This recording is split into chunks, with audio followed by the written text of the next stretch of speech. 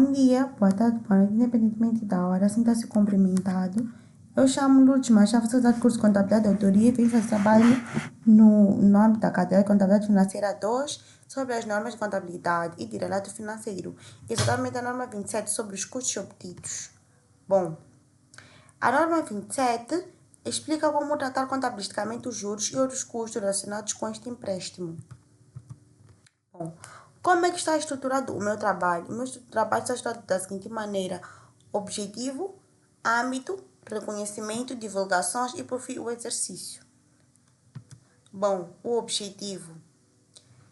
Esta norma tem como objetivo estabelecer os princípios para o reconhecimento dos custos associados aos empréstimos obtidos por uma entidade. Bom, a norma 27 tem como objetivo estabelecer os princípios para o reconhecimento dos custos associados por uma entidade. Esta norma mostra como uma empresa deve tratar contabilisticamente juros, custos financeiros, empréstimos obtidos ou empréstimos associados para financiar ativos. Um âmbito. Bom, os custos de empréstimos obtidos incluem juros descobertos, bancários e juros de empréstimos obtidos a curto e longo prazo. Amortização de descontos ou de prêmios relacionados com empréstimos obtidos. Amortização de custos acessórios suportados com a obtenção de empréstimos. Sempre que uma empresa obtém um financiamento, todos os encargos financeiros relacionados podem entrar em tratamento com a norma 27. Bom, os reconhecimentos. Temos primeiro, temos aqui os elementos principais no reconhecimento. Princípios fundamentais, custos elegíveis para a capitalização, excesso de quantidade registrada, início da capitalização, suspensão e por fim a cessação da capitalização. Bom, vamos primeiro falar dos princípios fundamentais. Os princípios fundamentais os custos de empréstimos obtidos são diretamente atribuíveis à aquisição, construção ou produção de um ativo elegível, fazem parte de um custo desses ativos e outros custos de empréstimos obtidos são reconhecidos como gasto do período em que são suportados. Bom, uma regra principal é importante saber que os custos são diretamente ligados à aquisição, nesse caso, construção ou produção do ativo elegível. Nesse caso, são capitalizados e outros custos reconhecidos como gastos. Se um empréstimo financia uma fábrica ou edifício ou um projeto importante, os juros fazem parte do custo desse ativo. Esses são os princípios fundamentais. Bom, os custos de empréstimos obtidos elegíveis para a capitalização. Os custos de empréstimos obtidos que são diretamente atribuíveis à aquisição, construção e produção de um ativo elegível são custos de empréstimo que teriam sido evitados se o expêndio do ativo elegível não tivesse sido feito. Bom, são aqueles que estão diretamente ligados ao ativo, para uma melhor percepção. Teriam sido evitados se o investimento não fosse realizado. Teremos evitado essa situação. Vamos a um exemplo prático. Sem construção da fábrica, não existiriam esses juros. Aí logo não há juros de empréstimos obtidos elegíveis. Vamos agora falar daqui dos critérios de juros, royalties e dividendos. Bom, se for provável que os benefícios esperados associados à transação fluam para a entidade e o valor do rédito possam ser mensurados com a fiabilidade. Primeiro vamos aqui falar dos juros. São reconhecidos tendo em conta a taxa de juros efetiva do ativo numa base de proporção temporal. Bom, os juros reconhecidos com base são aqueles que são reconhecidos na base de uma taxa efetiva e no tempo. Royalties são reconhecidos de acordo com a especialização atendendo à substância de acordo, conforme o acordo contratual. Nós vemos ali o acordo e vamos seguindo o acordo contratual neste caso. Dividendos reconhecidos no momento em que o direito do acionista a recebê-lo é estabelecido. Quando o direito de recebimento é estabelecido, aí é que acontece essa parte dos dividendos. Excesso de quantia registrada do ativo elegível sobre a quantia recuperável. Bom, quando a quantia registrada ou o custo final do ativo elegível, do ativo elegível, excede a sua quantia recuperável, ou o seu valor realizável líquido, a quantia registrada é reduzida ou nula, ou em conformidade com o êxito de outras normas. Bom, o que acontece aqui? Quando há excesso de quantia registrada, se o valor contabilístico do ativo excede a quantia recuperável ou o valor realizável líquido.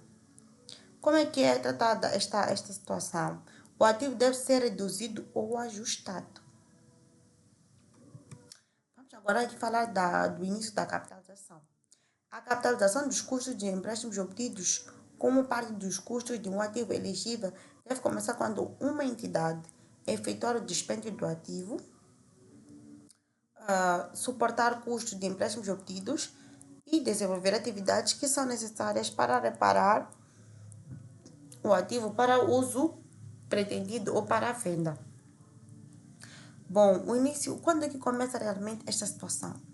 Quando existem gastos com o ativo, quando há custos de empréstimos, quando há atividades de reparação e estão em curso. A capitalização não começa apenas com o empréstimo, mas sim quando o projeto efetivamente inicia. Só entender como é que inicia esse assunto da capitalização, não é quando o empréstimo é dado, mas quando o projeto inicia. Agora vamos falar da suspensão da capitalização. A capitalização dos custos de empréstimos obtidos deve ser suspensa durante os períodos prolongados em que o desenvolvimento efetivo do ativo elegível é interrompido. Ocorre da seguinte maneira para melhor percepção, quando a construção ou produção é interrompida por um longo período. Nesse caso, se a obra parar, os juros deixam temporariamente de serem capitalizados. Ser capitalizados assim que é. Logo, já a suspensão da capitalização.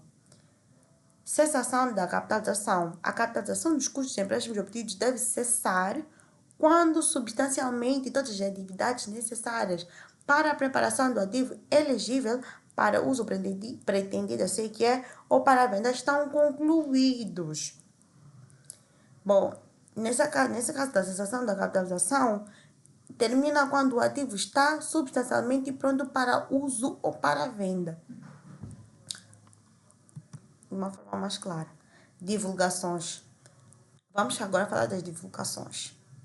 A quantia de custo de empréstimos obtidos capitalizados durante o período. Ou é a taxa de capitalização dos atos para determinar a quantia do custo dos empréstimos obtidos elegíveis para a capitalização. Primeiro, dizer que para a divulgação é necessário a empresa informar a quantia da capitalização durante o período. E segundo, falar da taxa de capitalização utilizada. É importante garantir transparência nas demonstrações financeiras, muito, mas muito importante mesmo. Agora vamos passar para o nosso exercício prático. Bom, neste caso prático temos aqui, uma entidade está a construir uma nova fábrica, tendo a construção sido iniciada em 1 de setembro de 2015. Resumem-se abaixo os custos de construção. Em 2015, tivemos 100 mil meticais. Em outubro de 2015, tivemos 250 mil meticais. Em novembro de 2015, também tivemos 250 mil meticais. E em dezembro, também 250 mil meticais. Presume-se que os custos incluídos do ano de cada mês. Bom, a construção da fábrica foi assegurada por um financiamento específico no valor de 1 milhão de meticais, o qual foi recebido no dia 1 de setembro de 2015. Esse financiamento venceu juros de 12%. Vamos fixar, venceu juros de quanto? 12% até 1 de novembro de 2015, de 13% após essa data. O montante sequer disponível é aplicável numa aplicação de tesouraria que é remunerada à taxa de 5%. Agora, indique o tratamento contabilístico a ser dispensado aos custos de empréstimos obtidos de acordo com a norma 27. Bom, vamos ser práticos. Temos aqui esta resolução. A norma 27 requer a contabilização dos custos de empréstimos obtidos ou incorridos com ativos elegíveis, o que é o caso presente. Uma vez que estamos perante uma fábrica de construção, o custo com juros de empréstimos específicos é assim calculada. Setembro, o empréstimo foi de 1 milhão, nós usamos a taxa de 12%. 12% da taxa de juros, o valor de juros é de 10 mil. E de outubro, usamos a mesma taxa que tem sempre taxa de 10 mil. E de novembro, usamos a taxa de 13%, que é de 10 mil e 833 mil. Assim fazendo também para dezembro, 10.883, que é a taxa de 13%. No total, temos juros no total de 41.666 mil meticais. Bom, para melhor perceber, a situação é a seguinte: construção da fábrica iniciada em 2015, temos aí os custos de construção, que são esses valores que nos foram dados durante o período. Houve esse financiamento, houveram juros dos meses de novembro até de setembro até outubro, e houveram outros juros de novembro até dezembro. E a aplicação foi de 5%. Bom, primeiro dizer que aqui, primeiro nós tratamos, como é que é o tratamento contabilístico? Primeiro calculamos os juros suportados com o empréstimo. Segundo, deduzimos os rendimentos obtidos da aplicação temporária. A fórmula que usei para a capitalização foi juros pagos menos juros recebidos. Está aqui, como eu fiz, temos aqui os empréstimos, temos aqui os custos das construções que nos foram dados durante os meses. Temos aqui a aplicação está aqui, neste quadro está escrito a aplicação de financiamento. Temos aqui as taxas de juros, que os juros aplicados estão 5%. Temos aqui os rendimentos dos juros.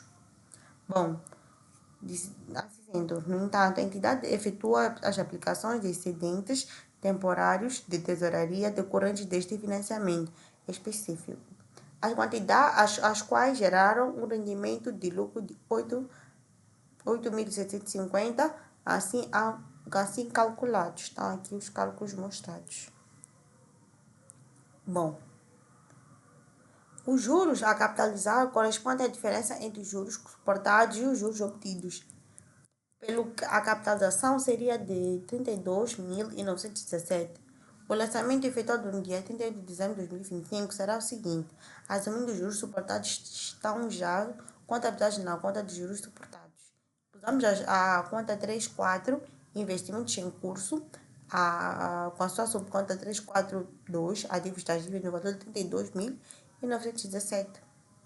A conta 69, juros suportados a crédito nesse caso, com a sua subconta 6911, empréstimos bancários, valor de 32.917, pela contabilização de juros suportados.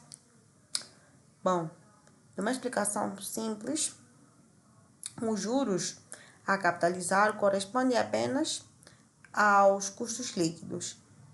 Numa explicação muito mais simples, a empresa não capitaliza o valor bruto dos juros, mas sim o custo real após descontar ganhos financeiros suportados. Bom, em forma de conclusão geral, quero agradecer. Primeiro dizer, em uma forma de conclusão geral, a norma 27 permite valorizar concretamente o ativo, distribuir adequadamente os custos financeiros, melhorar a transparência contabilística. Bom, quero agradecer pela atenção dispensada, espero que tenham percebido, espero eu que gostem da apresentação. Até a próxima.